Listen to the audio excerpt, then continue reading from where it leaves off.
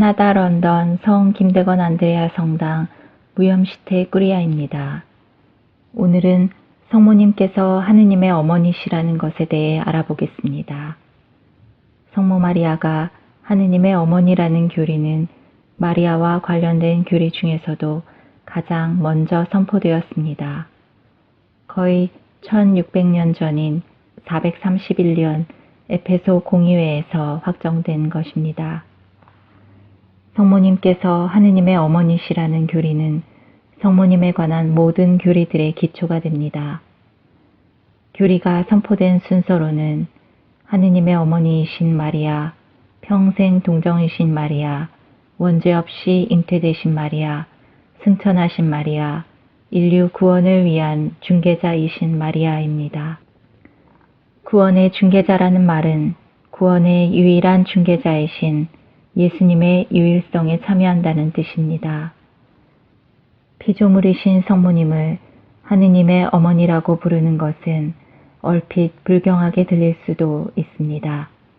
그러나 이 믿음은 예수님이 누구시냐에 대한 우리의 신앙과 밀접하게 관련이 되어 있습니다.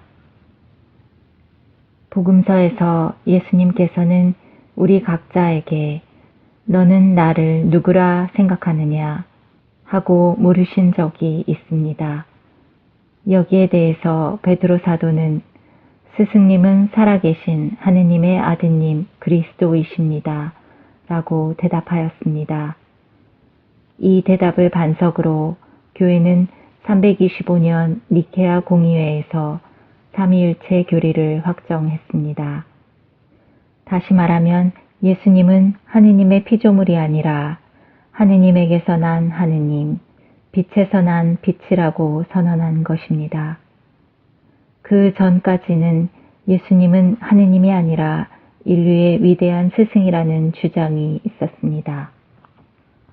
혹은 예수님은 하느님이 만물에 앞서 천사보다 더 위대하게 창조했을 뿐 그래도 피조물이다 라는 주장도 있었습니다. 가톨릭 교회는 이러한 주장들을 배척하고 예수님은 창조되지 않으시고 하느님에게서 난 하느님, 빛에서 난 빛이라고 선언한 것입니다. 그런데 예수님이 하느님이라는 교리를 확정한 이후에도 논쟁은 사라지지 않았습니다. 네스토리우스라는 사람이 예수님 안에는 사실 인간적 위격과 하느님 위격이 별개의 주체로 있으면서 서로 결합하고 있었다고 주장한 것입니다. 이것은 다중인격적인 상태를 의미할 수 있어서 문제가 됩니다. 또 초기 교회에서는 예수님은 잠깐 인간의 몸을 빌려 지상생활을 하다가 죽은 후에 본래의 신성으로 되돌아갔다며 예수님의 참된 인성을 부인하는 그리스도 가현설을 주장하기도 했습니다. 잠시 인간 육신을 빌리셨다가 부활하실 때 허물을 벗듯이 인간을 벗어버리고 하느님 본래의 모습으로 부활하신 것이라는 주장입니다. 이렇게 되면 말씀이 사람이 되신 예수님께서 겪으셨던 순환과 죽음은 하느님 본인의 것이 아니게 됩니다. 신에게는 고통과 죽음이 없기 때문입니다. 그렇다면 하느님께서 몸소 우리를 위하여 고통받으시고 돌아가신 것이 아니므로 십자가 죽음은 진정성이 사라지게 됩니다. 이러한 주장들에 대해서 교회는 에페소 공의회에서 하느님의 아드님이신 말씀은 육신을 자기 자신에게 일치시키심으로써 인간이 되셨다고 고백했습니다. 그런데 그 육신은 영혼으로 생명력을 지니게 된 육신이었습니다. 그래서 예수님의 인성이 독립적인 주체가 아니라 하느님 아들로서의 신적인 위격이 주체가 되는 것입니다. 마리아가 참으로 하느님의 어머니가 되었다고 선포한 것도 바로 신적인 위격이 주체가 되기 때문입니다.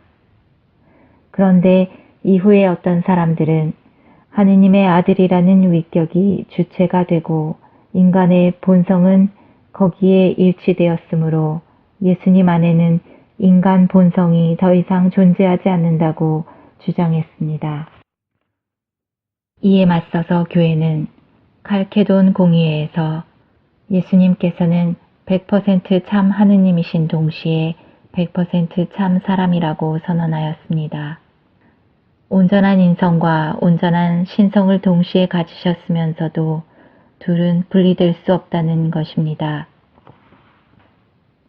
어떤 이가 예수님에게 당신은 누구십니까? 라고 물을 때 예수님은 바로 누구에 해당하는 분이십니다. 이때 예수님 안에서 인간 예수님과 하느님이신 예수님이 각자 대답하는 것이 아닙니다. 단 한 분의 예수님만이 나다 하고 대답하십니다. 다만 인성이나 신성이라는 것은 누구가 아니라 무엇에 해당하는 것이라고 합니다. 이렇게 영원한 말씀이신 하느님께서 피조물인 동정 성모님의 몸을 취하시어 영혼을 가진 사람이 되셨습니다. 가톨릭 교회 교리서 466항에 따르면 예수님은 이성적 영혼을 부여받은 거룩한 육체를 마리아에게서 얻으셨다라고 합니다. 영원하신 말씀은 그렇게 살아있는 사람의 몸과 피와 영혼을 취하셔서 예수님이 되신 것입니다. 그렇게 해서 우리에게 오신 예수님께서는 인간과 신으로 쪼갤 수 없는 분이시고 단 하나의 주체를 가지신 분이십니다. 신적인 위격이 주체이시지만 참 사람이시기도 합니다. 참으로 사람이시기에 우리의 길이 되시고 참으로 하느님이시기에 우리의 종착점이 되시는 것입니다. 이것이 강생의 신비입니다. 사람의 몸을 취하셨다고는 하지만 부활하시고 나서 사람을 버리신 것이 아닙니다. 부활하시고서도 예수님께서는 못 박히신 상처를 그대로 지니신 지상에서의 그 예수님이셨습니다. 만약 제자들이 하늘에 올라가게 되었을 때 거기서 승천하신 예수님을 만났는데 제자들이 잘 알아보지 못한다면 예수님께서는 나는 너희들과 같이 먹고 동고동락하고 5 상처로 죽음까지 맛본 바로 그 예수다 라고 말하실 것입니다. 빌라도 통치하에서 역사에 등장하신 예수님께서는 부활하시고 하늘에 계셔도 바로 그 예수님이십니다.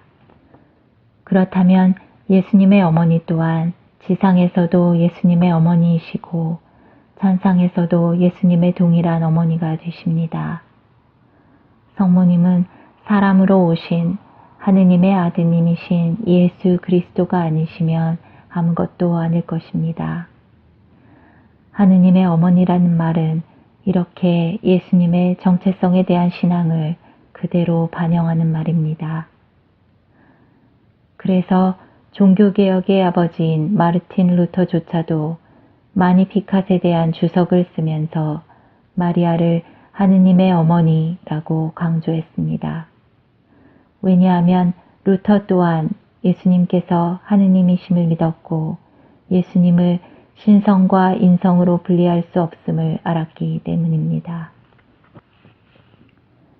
주의할 점은 마리아께서는 태초부터 계셨던 영원한 말씀, 즉 신성 자체를 이끌어낸 것은 아니라는 것입니다. 성자의 신성은 영원으로부터 존재하였던 것이고 마리아는 피조물입니다. 피조물인 마리아는 예수님에게 이성적 영혼을 가진 거룩한 육체를 주었습니다. 그러나 그 인성은 단성론자의 주장대로 신성에 흡수되어 사라져버린 것이 아닙니다. 예수님은 신성에서 완전하시고 인성에서 완전하시며 참 하느님이시고 이성적 영혼과 육체로 이루어진 참 사람이십니다. 우리는 두 본성을 혼동하거나 변질시키거나 분할하거나 분리하지 않고 인정해야 합니다. 이 두 본성은 결합하여 사라지는 것이 아니라 오히려 각 본성의 고유함이 그대로 보존되어 하나의 위격과 하나의 본체 안에 결합되어 있습니다. 또 하나 주의할 점은 성모 마리아는 하느님의 어머니라고 해서 성부, 성자, 성령, 삼위 모두의 어머니는 아니라는 것입니다. 우리는 단지 마리아가 제2위격을 주체로 하는 성자에게 영혼이 있는 거룩한 육체를 주었기 때문에 하느님의 어머니라고 부릅니다. 마리아는 성부의 딸이요, 성자의 어머니요, 성령의 배우자라고 할 수 있습니다. 영광이 성부와 성자와 성령께 처음과 같이 이제와 항상 영원히 아멘.